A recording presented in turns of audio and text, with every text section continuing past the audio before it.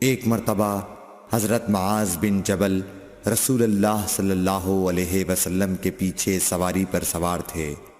آپ نے فرمایا، اے معاذ، میں نے عرض کیا حاضر ہوں یا رسول اللہ۔ آپ صلی اللہ علیہ وسلم نے دوبارہ فرمایا، اے معاذ، میں نے عرض کیا حاضر ہوں اے اللہ کے رسول۔ آپ صلی اللہ علیہ وسلم نے سے بارہ فرمایا، اے معاذ، میں نے عرض کیا حاضر ہوں اے اللہ کے رسول۔ 3 بار ایسا ہوا۔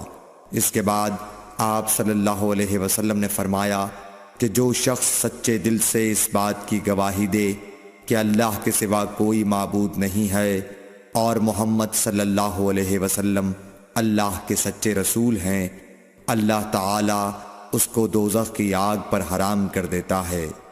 میں نے کہا، یا رسول اللہ، کیا اس بات سے لوگوں کو باخبر نہ کر دوں تاکہ وہ خوش ہو جائیں؟